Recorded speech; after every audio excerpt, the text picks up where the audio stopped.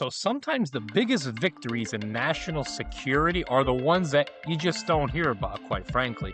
You never hear about these. These are silent, swift operations executed by some of our best and brightest agents that stop a threat before it ever makes the headlines. But in September of this month, this year, the U.S. Secret Service gave a rare and chilling look into one of these operations. And you will be shocked at what we were able to find into one of these silent battles. It was a fight for the heart of New York City. That's at the spotlight of so many things going on in the world today. New York City's communication network. That's right. A battle against a ghost army of technology, ready to spark chaos in all of our technology grids during the moment of extreme vulnerability and everything going on in the world, all the chaos, all the wars. This wasn't a bomb plot, no. This wasn't a physical assault that agents and cops deal with every day. This was a new kind of warfare, fought with something a little different, fought with servers and SIM cards. And it was just stopped cold in the nick of time. Welcome back to the Dialogue Den, Perseverance Pioneers. So just days before, nearly 150 leaders were gathering at the UN in Manhattan, as everybody knows, for the General Assembly of the United Nations, something else was brewing. The Secret Service quietly and efficiently dismantled a plot, a technology plot, a cybercrime plot that could have silenced New York City. And what was that plot, you ask? An army of 100,000 SIM cards. You know, SIM cards, CD-ROMs, I know it might be old-fashioned now, but 100,000 SIM cards were discovered, a weapon capable of crippling, mind you, the entire communication grid. And that's why we're bringing it to the forefront to all of you, our listeners. And this is the story of how agents hunted down a digital phantom in this covert operation, hands off to the agents, this covert network that, in the words of the Secret Service director, posed a potential for disruption that cannot be overstated. Incredible. And we can't wait to share this journey with you. So now we wanted to get into some stats. So what is a cyber attack? What's a cybercrime? We had our great expert in cybersecurity, Michael Pilch, on talking about cybercrime, common scams. But did you know, basically, in the U.S., in the United States, so these are things mostly called FBI IC3 complaints. A lot of crimes never get reported, but when they are reported, basically those complaints are fielded by the FBI. So according to the FBI Internet Crime Complaints Center, the 2024 annual report, this is data from that report, you can look it up. What it says is IC3 received 859,532 complaints for like suspected internet crime of the ones that reported. Again, many of these crimes go underreported or not reported at all. So we take that calculation, we break it down by 365 days. That equates to 2,355 complaints per day. Cybercrime, internet crime, that's a lot. So let's go to give us some more background information on global cyber attacks, the frequency. So cybersecurity on the global scale, cybercrime, Global Alliance, CSGA, according to their statistics page, basically, globally, there are about maybe 2,200 plus cyber attacks per day. So if you want a link to that, the CSGA site, again, cybersecurity statistics, like this is what we're getting a little bit more into the background before getting into what the Secret Service was able to squash the other day in New York City. So what the data says, basically, also looking into the region estimate metric converted. Basically, if we convert this down per day or basically by comparable notes, anything like that. So that's those cyber crimes, these caveats, basically. In the United States in 2024, the FBI's IC3, basically that internet crime, the complaint center that we were discussing, equates out to 1,355 reports per day on average. These are not only complaints, not necessarily verified crimes, but many more go even unreported as well. Also, multiple reports could relate to the same instance of a crime. So we just wanted to give you a little bit more of that backstory. So let's start with how this cyber attack and plot in New York City came about. So it didn't start with a simple massive server farm or how it typically starts or an imminent threat to the UN. The story began long before that, months earlier even, in the spring of basically this year, with something far more personal. A series of either attacks or anonymous telephonic threats made against either people, individuals, and senior U.S. government officials. This is how it usually comes about. And from there, these weren't simple, we want to say. These weren't simple crank calls. This wasn't somebody like from The Simpsons' Moe's Tavern trying to get a laugh. These were messages that were sophisticated and sent through layers and layers of encrypted coding, data, autonomized networks to basically be untraceable. That's the goal with anything with cybercrime, is how much you can cover your tracks, but you always leave tracks behind. They were ghost messages arriving from basically nowhere and everywhere at once.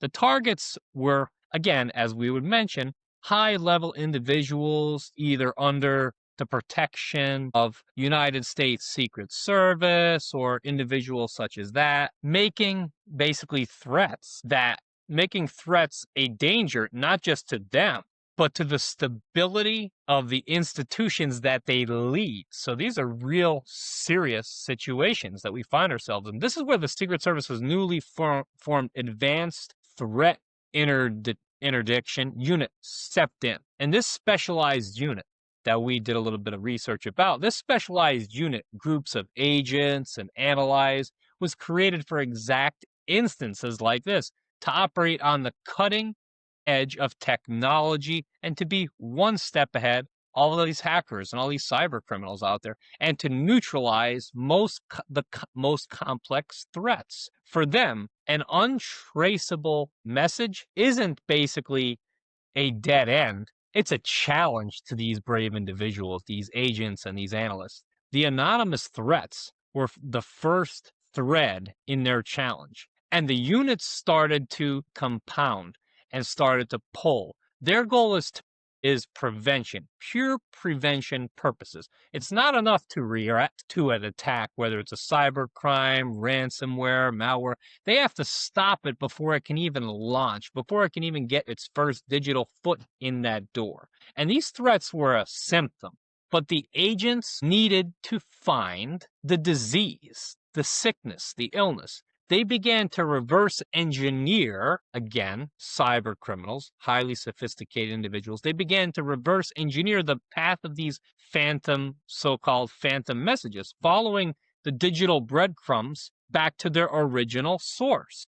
And anybody that works in cyber security, anything technology, there's always a footprint.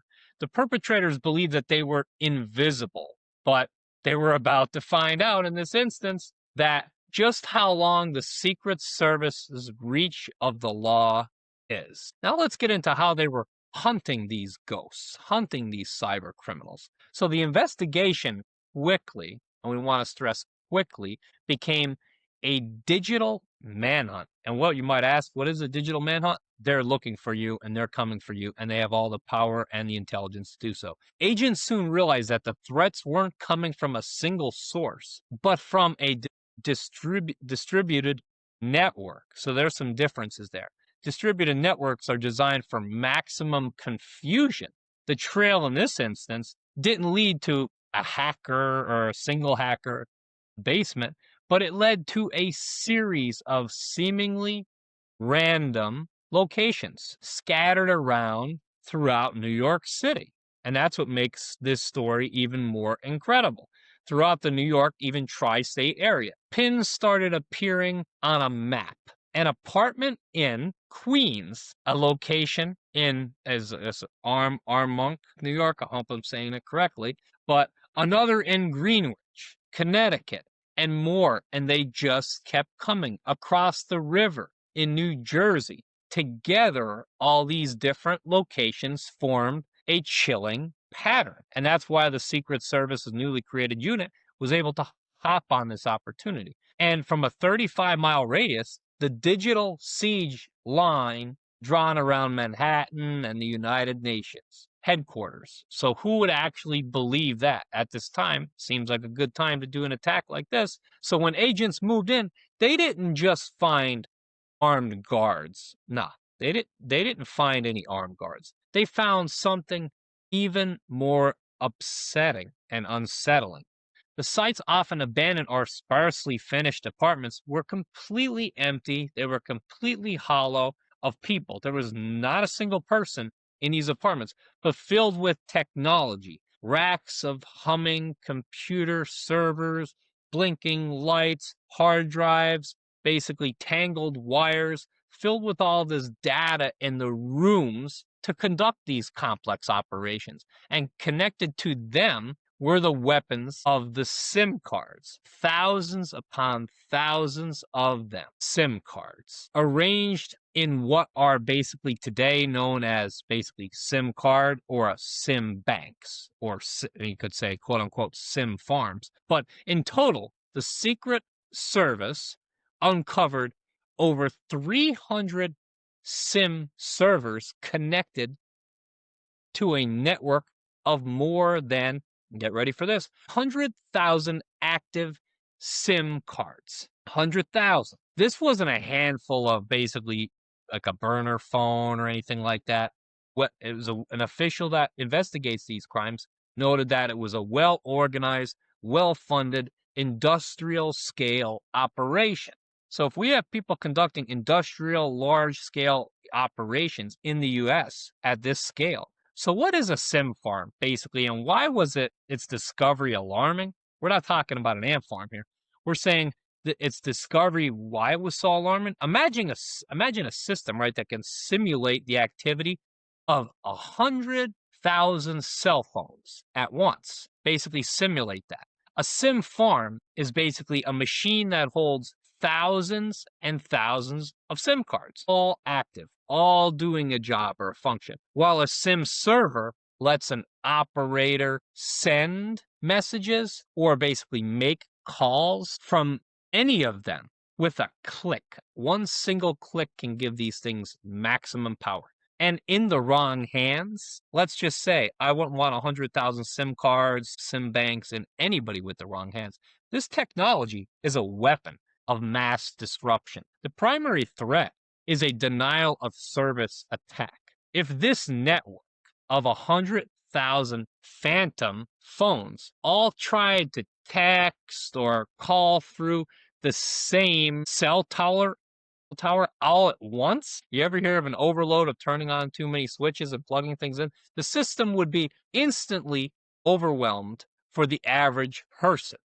It would mean many calls and emergency dispatches would be dropped. It would mean many dropped calls, but the real danger is far greater. A citywide attack that would cripple 911 calls from actually reaching through to the dispatchers, from going through. That's what this scale of attack could have done. It could have severed the lines between the police dispatch and officers on the street. You want to talk about a bad day? That might lead to a lot of death and destruction. Or between ambulances and hospitals. As Joe Smo is going to the hospital, they can't communicate with the hospital, get the person there. So an agent, known as Agent McCool, the special agent in charge of the Secret Service's New York field office, stated this. This network had the potential to completely disable cell phone towers and essentially shut down the cellular network in New York City. Do you understand what kind of a statement that is in New York City, the biggest city in the world? So beyond a full-scale attack shutdown, the network served basically another purpose as well. It was a platform for perfectly anonymous communication. With anonymous communication, where is it coming from? Who knows? Early analysis did reveal, though, that it was being used for basically preliminary communications. Again, like anything else, for anything like that involving cell phones, cell towers, but it was being used for communications between foreign governments, which is huge for cybercrime, and individuals known to U.S. law enforcement. So we're not only getting into the UN being in town for their summit meeting and for all of that. Now we're talking about severing ties between law enforcement and officers on the street or ambulances and hospitals. So with that, who has the power that could have taken advantage of this type of attack happening? So you have organized crime gangs, drug cartels. Now, the SIM farm wasn't just a potential weapon. That's the least of our concerns. It was an active tool for the criminal underworld. All they would have needed was a few moments to do whatever bad intention would they wanted to complete. A secure line for the cartels and spies to operate completely under the radar, completely undetected. So let's get into more of how the operation was even able to dismantle this threat from the very beginning. So as we were mentioning, the UN General Assembly was just days away from when this attack unfolded. The clock was ticking, and the city was trying to figure out and prepare for over 150 world leaders on their way to New York City, and security was at its highest level. Any attack that would have happened at this scale with this over 100,000 SIM cards, an attack on the city's communication grid, could have spelled disaster for so many different examples. We wouldn't even be able to even compare them here. But during this time, it wouldn't just be a local crisis. It would be a global incident, and one that could have crippled the whole conference. So the U.S. Secret Service understood the threat, and they understood it more than most can even understand. This threat was imminent. The timing, the location, the proximity of this network alone had the potential to cripple and impact the very UN General Assembly meeting.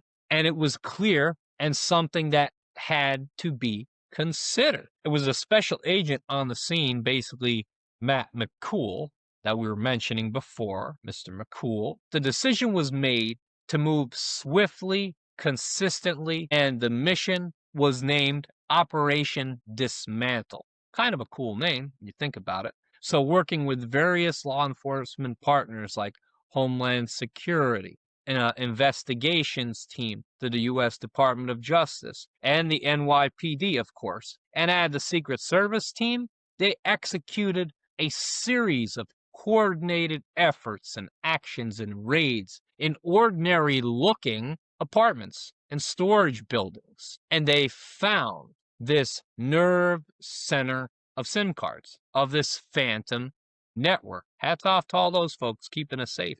There were just no operators in this instance, just the silent humming machinery and walls that were lined with SIM servers. So, and plenty of indicator lights to go along with it as well. So blinking and humming louder than ever. And everywhere there were SIM cards, everywhere, thousands of them. So investigators noted that while they found very large numbers waiting, in addition to those 100,000 SIM cards, waiting to be deployed, suggesting the operators were preparing to scale up their efforts past the 100,000 SIM card operation. So the primary objective was simple. Basically, it was to pull the plug. That's what this operation was. Agents began painstaking process of seizing all the hardware, again, getting into these apartments. The 300 servers were disconnected. And most importantly, the 100,000 SIM cards, they were secured as evidence and, of course, taken away. So the ghost army that we were talking about, this ghost army was completely dismantled and disarmed, piece by piece. And basically, just the other day, on September 23rd, the General Assembly is now underway. The Secret Service, in this attack, confirmed the operation and everything that has happened. The operation was a massive, massive success. The immediate threat to New York City and to New York's communications and telecommunications grid had been thoroughly neutralized. The silent battle was won on this day. Hats off to the folks involved. But the war is far from over. Cyber attacks and cybercrime like this are only going to continue, but it's truly amazing and inspiring to know that we have just as good of agents, better than they do in the criminal world. So now with the network that was dismantled, a sense of relief settled at the point, and some of the agencies that had celebrated this attack and had been patted on the back for their great work. But for the forensic teams, the work they get, in addition to this operation being stopped, was just starting. They now faced a mountain of digital evidence, and people thought filling out paperwork was bad.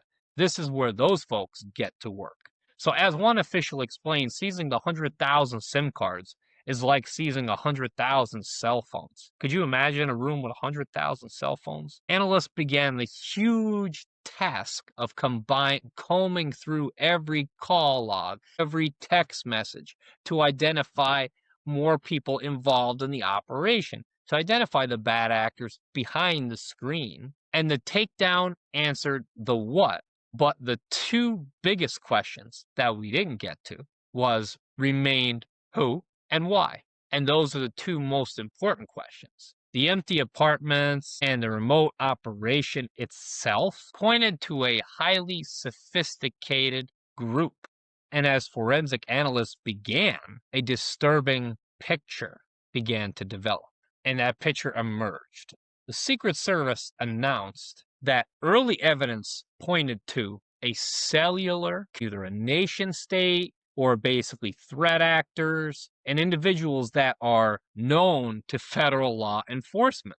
While the agency didn't publicly state this or name the specific country, multiple sources briefed on the investigation indicated a connection to the Chinese Communist Party, the Chinese government. This possibility shifts the entire context. If a foreign state was involved, this wasn't just a criminal enterprise for hire. It was a potential state-sponsored sabotage right here on U.S. soil.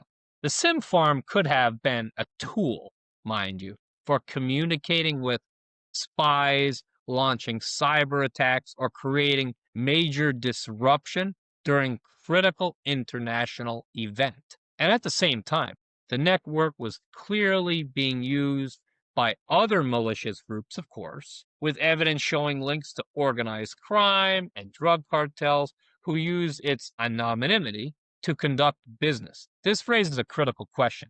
Was the SIM farm a state-run operation?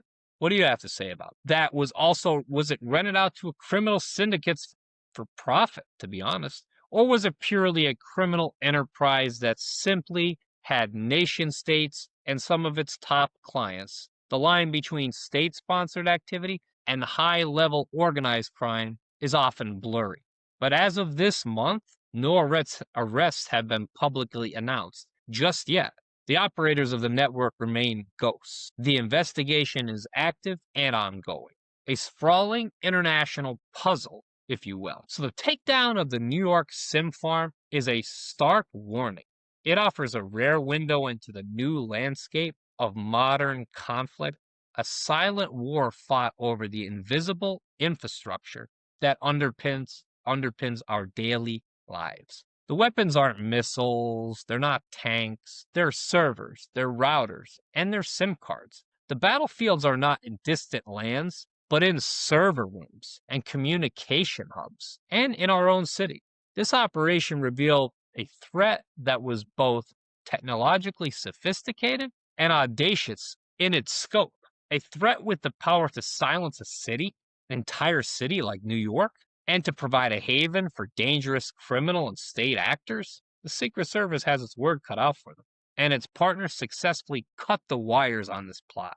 But the key takeaway is, and it's a sobering one, as one official said, dismantling this network doesn't eliminate any future possibilities of another operation going elsewhere. The ghosts are still out there, and this incident forces us to ask more critical questions about our own vulnerability.